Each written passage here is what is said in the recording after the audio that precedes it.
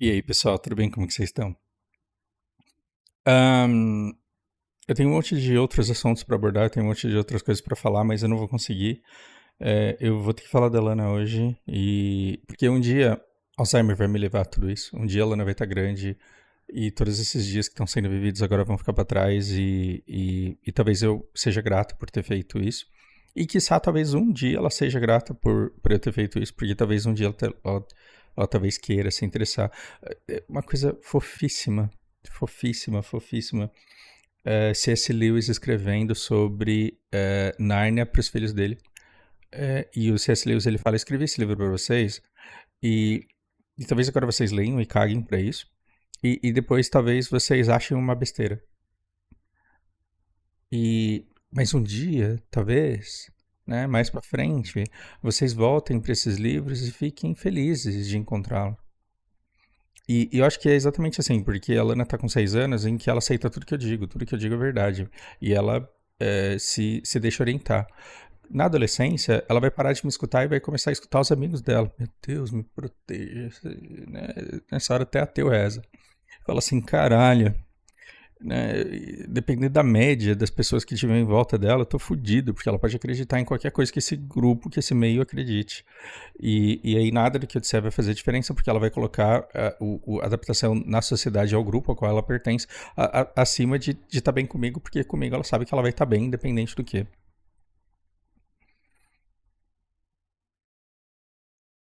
Então, muito provavelmente na adolescência dela, talvez ela tenha vergonha de saber que ela é mencionada no meu canal. E ela fala, puta, que coisa cringe, velho. Mas a adolescência passa, e a adolescência é uma época da sua vida em que você está envenenado com hormônios que você não consegue controlar, e você não controla os seus pensamentos, você não controla a sua identidade, a sua autoimagem, nada disso. Mas aí, talvez quando ela tiver uns 30, 40 anos, se esse mundo ainda existir, e ela ainda tiver acesso a esse canal, caso ele ainda exista, ela vai falar, nossa, cara, isso daqui vale muito, porque é o meu pai falando sobre a minha educação e como ele me via, como ele me enxergava, porque eu sei como eu enxergava ele, né? Então talvez um dia isso seja bom. Eu tô fazendo esse vídeo aqui porque ele tá me eu preciso falar do tamanho do alívio que eu tô sentindo. Eu tô sentindo um alívio do tamanho do mundo pós primeiro dia de aula de primeira série da Lana. Só que eu preciso contextualizar vocês primeiro. Eu e a Lari, a gente já tá separado há muito tempo. E a gente se separou de interesse em novembro do ano passado. E em novembro do ano passado, aquele tio Sheldon que ela vivia escutando e convivendo com ele ao telefone, com a mãe o dia inteiro, ele se materializou, ele mudou pra cá e eles arrumaram a casa deles e agora eles são meus vizinhos aqui. Então ela ficou super empolgada, vai ter casa nova, vai ter casa nova, vai ter casa nova, por quê? Porque a gente sempre quer o que a gente não tem. E tem um monte de criança em apartamento que quer morar em casa. E a Lana mora em casa e ela falou: eu quero morar no apartamento. Por quê? Porque histórias de condomínio são legais, morar em apartamento é legal, subir escada é legal. Quer dizer, criança, né? Então ela descobriu que ela ia morar num apartamento, ela ficou felizaça da vida. Falou: vamos pra casa nova, e aí, casa nova. E sim, você vai pra casa nova, e eu vou estar sempre aqui. Tipo. Um, e, e autismo é um negócio engraçado, porque você entende, mas não entende. Você é muito literal, tem coisa que assim, passa, né? E você vai repetindo, porque ela aceita. E aí no dia da mudança, e ela falou, pai, por que você não vai? Eu dei risada, falei, filha, eu não vou, porque agora você vai morar com sua mãe, com o tio Sheldon, e aí eu vou morar aqui, e você vai vir me visitar. E ela ficou desolada, ela falou, não, eu quero que você vá junto pra casa nova, eu quero ficar todo mundo junto. Eu falei, não, não vai ficar todo mundo junto. Por determinadas convenções sociais. Eu falei, eu sabendo que ela não vai entender, falei de propósito, por determinadas convenções sociais, esse tipo de coisa não pode e não é aceitável. E você vai ter 2 casas agora, olha que legal, você vai ter 2 quartos, você vai ter 2 casas, você vai ter 2 passeios de lanchinho. Sua vida vai ficar melhor, e de fato a vida dela tá muito melhor agora. Isso aconteceu em novembro. Isso aconteceu em novembro. No final de novembro, a Lana começou a encontrar, a ver problemas em ir para a escola, coisa que nunca tinha acontecido. Então, no começo de novembro, elas se mudaram. No final de novembro, ela tá falando: "Olha, eu não quero ir pra escola, porque a Maria Heloísa, acho que é alguma coisa, todo mundo é Maria aqui, né? Foda. E acho que é Heloísa, eu sempre esqueço o nome das meninas, coitadas. Ela quitou da escola mais cedo e era a melhor amiga que ela tinha. E a Maria Flor, que é a líderzinha da panela, meio que deixava ela de lado, porque a Lana, ela tem autismo, ela tem apraxia, ela fala, as meninas não entendem. Ela não consegue controlar o espaço entre ela e as pessoas. E as crianças, elas vão crescendo. Antes era todo mundo igual, era todo mundo perdido, todo mundo atribulado igual. De repente, as crianças, elas se desenvolvem um pouco e a Lana fica um pouco para trás. Determinadas crianças não têm mais paciência com a dificuldade que a Lana tem de respeitar espaço, de ler o ambiente, de se portar. É como quem percebe as nuances das relações humanas. Ela não percebe, você precisa falar para ela. Muito engraçado, no judô, a Lana não lida bem com comando verbal. Se o professor fala assim, ó, você vai pular, vai esticar o braço, vai levantar a perna, vai pular aqui, vai virar cambalhota aqui, ela fica perdida. E aí você fala assim, cara, essa criança nunca vai aprender a dar um passo pra frente. E aí vai alguém e faz o movimento. Aí ela olha o movimento e aí ela começa a copiar o movimento. Daqui a pouco ela tá fazendo melhor que todo mundo, porque os neurônios espelho dela são incríveis. E ela tem coordenação motora e ela tem os paranauê de fazer os exercícios. Então, quando você vai ver, ela tá fazendo melhor que todo mundo. Ela tá com dificuldade de entender como funcionam as alavancas do judô. Então, ela tem dificuldade de aplicar os golpes de maneira eficiente. Mas a parte motora do judô, para ela, tá sendo fácil. Então, na escola, se a professora não demonstra, e se ela não consegue copiar dos coleguinhas, fica difícil. E um professor desaviado vai privá-la justamente disso. Vai falar, não, você tem que fazer a sua, não copia do amigo, não. E aí, se ela depende de uma explicação e não pode copiar do amigo, lascou tudo. Isso é uma coisa que precisa ser conversado com a escola. Ainda bem que essa escola, ela é boa nesse sentido, né? E ela é muito bem assistida. E aí ela começou comigo no ano passado, falando, não quero ir pra escola, pai. Eu falei, é porque sua amiga saiu? É. É porque a Maria Flor é chata? É. Eu não quero ir, não quero ir, não quero ir. E eu sentia que... cara, criança que tem insegurança social na escola é porque não tá tranquila em casa. Eu não estou falando que você é um pai bosta, que mamãe bosta, mas assim, uma criança não tem insegurança social crônica na escola se ela se sente segura em casa. Então talvez você seja o pai mais amoroso, a mãe mais amorosa do mundo. Se a criança não está segura em casa, ela vai ser insegura na escola também. Porque é uma extensão do território onde ela está. E se falta acolhimento e pertencimento e segurança no lar, ela vai ser uma criança insegura na escola. E eu falei, cara, eu tô sentindo que essa criança tá insegura e eu não sei se essa insegurança vem de casa ou se tem algum grande problema na escola, porque aí são duas curvas. Tem uma temporária de eu ter me separado da Lari, de casa, da gente ter se mudado para casas separadas, isso é uma coisa temporária, e tem a gradual dificuldade de adaptação no ambiente escolar. Isso daí só vai crescer e vai ser para sempre. Isso daí vai ser dificílimo para ela. Então, quanto menos pessoas amarem a Lana por quem ela é, mais difícil o mundo vai, mais duro o mundo vai ser com ela, porque vai esperar dela coisa que ela não consegue fazer ainda. E eu tava super tenso com isso, porque eu falei, cara, se for por conta das besteiras que ela andou pensando, que é natural as crianças pensarem quando pais se separam, tudo bem, isso daí a gente corrige com o tempo. Mas se for alguma coisa na escola muito séria, como que eu lido com isso? Porque eu tô fazendo o meu melhor. Cara, eu posso estar fazendo merda com a educação dessa criança, mas todos os dias eu faço o melhor que eu posso. E eu tô fazendo o meu melhor, e será que esse melhor não tá sendo o suficiente? Então eu tava cheio de minhoca na cabeça pensando, caralho, velho. Essa criança entendeu que ela é autista, ela entendeu que ela fica de lado, ela entendeu o desprezo, ela entendeu o não pertencimento e agora ela não vai querer mais, ela vai querer se contrair e eu vou ter que me esforçar muito para que ela supere isso e para que ela queira interagir com as crianças na escola. Eu estava preocupadíssimo com isso. Ao longo das férias dela, porque logo chegaram as férias, a gente fez um intenso trabalho de segurança na questão de segurança das minhocas que ela tinha colocado na cabeça. Então ela entendeu que ela não vai ser deixada na escola, ela entendeu que ela não vai ser abandonada, que a mãe dela não vai viajar com o namorado e deixar ela pra trás, que eu não vou viajar e sem retorno, que ela sempre vai ter acesso aos dois. Então eu faço fortalecimento no sentido, olha que legal, né? É quando você quer ficar na casa da sua mãe, eles adoram ficar com você. E quando você quer ficar comigo, eu adoro ficar com você. Então quando você fala que quer vir pra cá, eu quero que você venha. Quando você fala que quer voltar pra lá, eles falam que querem que você volte. Todo mundo quer. E aí você pode escolher onde você quer ficar. E não precisa ser uma briga, a gente pode dividir muito bem esse tempo. Né? Eu trabalho muito durante a semana e durante o fim de semana eu quero ficar com vocês. Vai chegar uma hora que sua mamãe vai estar trabalhando muito, e o tio também, e aí vocês não vão ter muito tempo durante a semana.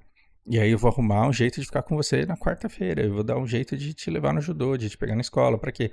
Pra você ficar o fim de semana com eles. Então ela foi entendendo que ela é benquista em todos os lugares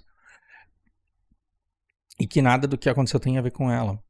E que ela de fato só ganhou com isso, porque ela tem duas casas e ela não é o centro das atenções como ela era aqui, porque aqui ela era o elo, né, que ligava eu e a Lariana, então a gente só conversava porque a gente tinha a Lana. Quando ela viu a dinâmica da mãe dela com um namorado, com um marido, ela falou, cara, eu não tô mais no centro. Tem horas que não é pra eu estar lá. Eu não sei lidar com isso. Então, é natural numa criança de 5 anos, de 6 anos, que isso vire um monstro na cabeça dela. E é natural que mesmo você dando todos os reforços, toda a segurança, é natural que algumas minhocas sobrem para serem processadas com o tempo. Parece que durante as férias ela entendeu que ela está realmente segura. Porque sempre que ela quer me ver, ela me vê. Sempre que ela quer ir embora, ela vai embora. E sempre que ela vai embora, ela é bem acolhida. É bem recebida e tá todo mundo com saudade, e tá todo mundo querendo cuidar e fazer. E, e hoje foi o primeiro dia de aula da primeira série dela, e eu falei, hoje é um dia muito importante. Porque se a insegurança que ela tinha no final do ano passado for resultado de instabilidade na família, hoje o dia de aula tem que ser muito bom e ela tem que voltar para casa muito animada. Agora, eu lidei com essa criança durante umas 3 semanas, até as férias dela, dizendo para mim que ela não queria ir pra escola. E eu ficava tentando arrancar coisas dela. Você não quer ir pra escola porque você vai ficar com saudade da mamãe? Você tá com medo? O que você tem? Estão maltratando você na escola? E eu acho que isso acontece com criança. Você lembra quando você era criança ou não? Talvez você não lembre. Mas tem coisa que os adultos perguntam pra gente que a gente tem vergonha de responder, porque a gente tem vergonha do que a gente sente, porque a gente acha que sentir aquilo é meio zoado. E a Lana, ela claramente sentia vergonha de ter medo de ser abandonada, porque de alguma maneira, naquela cabecinha dela, ela entende que isso não faz o menor sentido, mas o medo tava lá. E eu já fui criança e eu presto muita atenção em criança, e ao longo de toda a vida eu escuto educadores falando sobre o medo de criança. E é um medo que é super legítimo, e uma vez que ele existe, ele tem que ser tratado, ele tem que ser cuidado. Então você não tem indício nenhum de que você pode ser abandonada, mas você tem esse medo, a gente precisa trabalhar esse medo para que ele não cresça dentro de você. Então tô te dando provas de que você não vai ser abandonada. E mais importante de tudo, eu tenho que fazer com que você se sinta à vontade de dizer que você tem esse medo. Porque eu quero ser a pessoa em quem você mais confia no mundo e que você consiga abrir o seu coração sempre que você estiver angustiada. Então você tem medo de me perder? E ela me mandou um sim. Ela falou, eu tenho medo de, eu quero ficar com você para sempre. E ela só fala, eu quero ficar com você para sempre, por quê? Porque em algum momento ela teve insegurança de que isso pudesse não acontecer. Pois bem, meu medo era que com toda a segurança do mundo, agora entendendo que não vai ser mais abandonada, agora entendendo que tá tudo bem ter duas casas e que é legal ter duas casas, meu medo era que ela fosse pra escola hoje e voltasse dizendo que não quer ir mais pra escola. Isso ia me destruir, porque aí seria. Não é a base familiar que tá faltando, alguma coisa realmente na escola que eu não tô conseguindo trabalhar. E eu vivo fazendo um trabalho de fortalecimento da autoimagem dela, de dizer que tudo bem ela não conseguir falar igual todo mundo fala, que tudo bem ela não entender do jeito que todo mundo entende, mas que quando ela se esforça ela aprende. E é uma coisa muito legal, porque eu fiquei durante todas as férias fazendo livro de caligrafia, falando, olha, você tem que fazer, você tem que fazer, você tem que fazer, isso é dever. Olha, eu lavo louça, eu faço comida, você vai fazer isso aqui, porque é importante. Ah, mas é difícil, dói meu braço. Dói o seu braço, mas você vai fortalecê-lo. É difícil, mas você vai aprender. E quando você aprende, você não esquece mais. E você precisa disso daqui, você vai precisar disso daqui na escola. Então a gente vai desenvolver essa habilidade. 15 de novembro, 20 de novembro, 25 de novembro, eu falava, vamos fazer lição, e ela fazia cara de choro, ela fazia cara de não queria, fazia cara de preguiça, fazia cara de tédio, fazia cara de meu Deus, como eu quero jogar, meu Deus, como eu quero comer, queria fazer qualquer coisa que não fosse aquilo. Mas eu falei, você vai fazer, porque quanto mais você fizer, melhor você vai fazer. Você vai errar, vai ficar feio, mas depois você vai fazer de novo. E aí eu fui mostrando pra ela, ao longo do tempo, como a escrita dela estava melhorando. Algumas semanas atrás a gente inventou o quadrado de prêmio, porque ela fez uma letra pela primeira vez que ficou perfeita no livro de caligrafia, ficou idêntico assim ao modelo. Eu falei, isso daqui tá muito bonito. E aí eu coloquei um quadrado e coloquei parabéns, muito bonito. E eu te amo. Escrevi tudo isso, assim, uma firula, assim, no caderno de caligrafia dela. Cara, essa menina virou uma dorgada por quadrado. Toda letra que ela escrevia, ela pedia quadrado. Ficou bom, ficou bom, ficou bom. E eu falava, não, quadrado é quando é perfeito. Se eu falar que qualquer coisa é perfeita, aí perde valor. Esse daqui não tá encostando na linha, esse daqui tá passando na linha, esse daqui tá muito grande, esse daqui tá muito pequeno, esse redondo aqui tá quadrado, esse daqui tá feio. Tá feio, mas tá tudo bem? Tá valendo, porque você fez, é parte do exercício. E aí, assim, ela foi aumentando a quantidade de quadrados ao longo do tempo, porque a gente fez a gamificação do caderno de caligrafia. E o que eu percebi que nas últimas 2 semanas, quando eu falo pra ela, vamos fazer lição, ela não barganha e ela não faz cara de triste mais. Por quê? Porque ela entendeu que ela não vai ficar de castigo fazendo lição o fim de semana inteiro. E que aquilo acabe e que depois ela pode fazer o que ela quiser. Então, nesse fim de semana, eu falei, eu vou lavar a louça agora e você vai fazer a lição. E ela, tá, vamos. Isso, pra mim, é uma vitória tremenda, porque aí ela tá lá fazendo lição e fica me chamando toda hora pra ver se ela vai ganhar quadrado ou não vai. E eu fico dizendo se tá bom, se não tá, se tá feio, se não tá. E aí, quando tá muito horrível, eu mando ela apagar, mas quando ela faz meio torto, eu falo, isso daqui é válido. Porque esse é o primeiro caderno de caligrafia, você vai ter outros, aí você vai olhar um dia e vai falar, nossa, como minha letra era horrível, mas que bom que meu pai insistiu pra ela ficar melhor.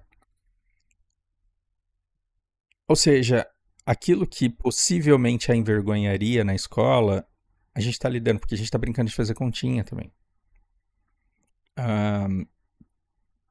Então, essas coisas do meu Deus, eu quero copiar e não consigo, eu quero escrever e não sei, eu quero fazer uma determinada lição e não consigo por falta de coordenação, tudo isso, ela tá preparada para ir para a primeira série. Ela tá saindo do infantil e tá indo para a primeira série agora. Hoje em dia as crianças vão para a primeira série alfabetizada. Ela tá muito perto. Ela tá muito esperta. Ela presume coisas. Ela lê determinadas estruturas. Mas, e eu poderia ter feito ela aprender a ler se eu fosse um pouco mais carrasco. Mas se eu fosse um pouco mais carrasco, eu também teria traumatizado. E eu não quero que ela seja acima da média. Eu não quero que ela seja a melhor da sala. Eu só quero que ela seja funcional. E ela tá funcional para a primeira série. Ela vai chegar lá tranquilamente. Então, qual que era o meu medo? Eu tava com uma angústia tremenda no coração, pensando, se essa criança chega com base familiar estável, tô bem com a minha mãe, tô bem com meu pai, tô bem com o tio, tô segura, todo mundo me ama, Dinda, avó me ama, e ela vai pra escola. E ela consegue copiar o que o professor escreve na lousa. Ela consegue fazer as atividades, porque as atividades que eu tô passando para ela são mais difíceis do que ela tá recebendo na escola. E mesmo assim ela não quer ir pra escola, aí eu teria um problema sério, porque aí seria a dor da rejeição, da não aceitação, apesar de todo o trabalho de fortalecimento de autoimagem e de identidade que eu tenho feito com ela desde que ela sabe de si, né? Porque eu fico falando pra ela, tudo bem você não conseguir o que é difícil pra você. Tudo bem você não conseguir falar aquilo que você tenta falar, só que você tem que tentar. Né? Então tenta, nossa, mais ou menos, tenta de novo. Yay, muito bem. Então, esse trabalho todo, ele está sendo feito para fortalecer a imagem dela, para dizer que o meu amor e que o valor dela na vida não está vinculado com a palavra que ela consegue pronunciar. E que eu não preciso que ela pronuncie certo para me deixar feliz, ou triste, ou orgulhoso, ou alguma coisa. E se mesmo assim ela não conseguisse se estabilizar na escola e não quisesse mais ir para a escola, aí teria um vão, um gap, um fracasso muito grande. E existindo esse fracasso, eu não teria ideia de por onde abordar e por onde começar a trabalhar nele. E, e eu tenho sido atormentado há semanas por isso. Do tipo, meu Deus, como é que vai ser o primeiro dia de aula da Lana? E como é que vai ser a reação dela à volta pra escola? E eu não conversei com ela ainda, mas a mãe dela levou ela pra escola, disse que ela tava toda animada lá, que ela subiu pro andar que era das crianças grandes. Ela tá na mesma estrutura, só que na parte superior. Então, ela que sempre viu as crianças grandes subindo escada, e ela na parte do infantil lá, ela sempre almejou um mundo onde ela subisse escada quando chegasse na escola, com um material diferente, né? Então, ela ficou animada de subir essas escadas, chegou e encontrou professora conhecida, chegou e encontrou colegas conhecidos, e teve um bom dia e voltou para casa dizendo que foi divertido, que brincou, que gostou, e, e que ela quer ir pra escola amanhã.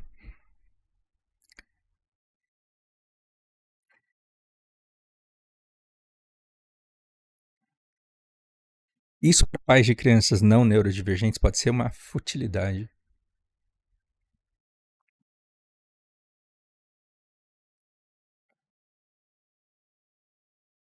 Isso para pais de crianças que não são autistas e que não têm apraxia, pode ser só mais um dia na vida da criança. Ela gosta de brincar com criança, ela quer ir para a escola. Isso é a coisa mais natural do mundo. Eu escutar que foi um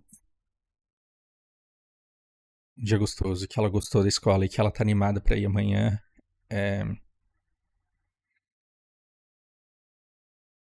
pode ser muita arrogância da minha parte, né? Desculpa se eu estiver sendo muito prepotente, se eu estiver supervalorizando a importância da minha atuação na tua vida lá no teu futuro.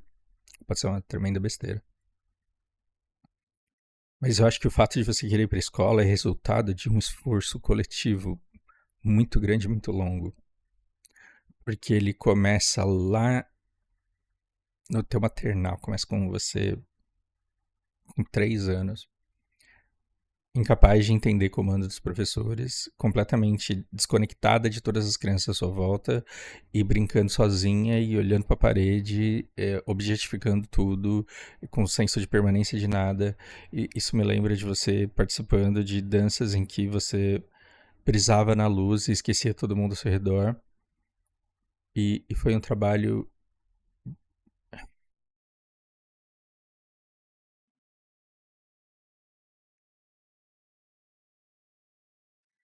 Foi um trabalho sofrido. Não pense que você me fez sofrer, porque você nunca me fez sofrer. Mas foi um trabalho cuidadoso, com muito zelo. Para você perder medo de multidões, para você perder medo de barulhos muito altos, para você perder medo de, de pessoas e medo de toque, para você aprender a lidar com a tua seletividade alimentar, para você ir se sentindo segura em todos esses aspectos. E, ver que você tem vontade de ir para a escola, eu olho para isso e não vejo uma questão de gosto. Do tipo, você gosta de morango, você gosta de pimenta, não sei porquê, mas é um gosto teu. E eu acho que gostar de ir pra escola não é um gosto teu. É uma coisa que a gente plantou.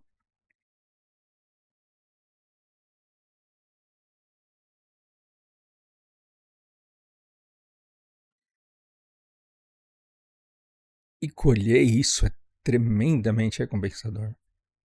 Porque eu sei que você sabe lidar muito bem com o desprezo, você aprendeu a lidar com isso. Você não acha que é culpa tua que uma criança não queira brincar com você. Então, em suma, você tem um alicerce muito forte de força emocional, de estabilidade emocional. E você vai enfrentar muita dificuldade. Você vai enfrentar muita falta de paciência. você vai enfrentar desprezo, escárnio. Você só não vai ter que tolerar desrespeito. Se alguém te desrespeitar, a gente vai descobrir e vai exigir o respeito que te é devido. Mas a gente não tem como evitar desprezo, a gente não tem como evitar escárnio, isso é uma coisa com a qual você aprende a lidar. E a gente tá te educando, eu tô te educando da melhor maneira que eu posso. E hoje, se você voltasse triste e não querendo mais ir pra escola, eu ia descobrir que eu tô muitos passos para trás do que eu imaginei estar. E hoje, quando você me volta animada de ter se divertido na escola e segura, sabendo que eu tô aqui, que sua mãe tá lá na casa dela. Os dois, os três, os seis da família aqui da cidade, todos por você. Isso é resultado de um projeto.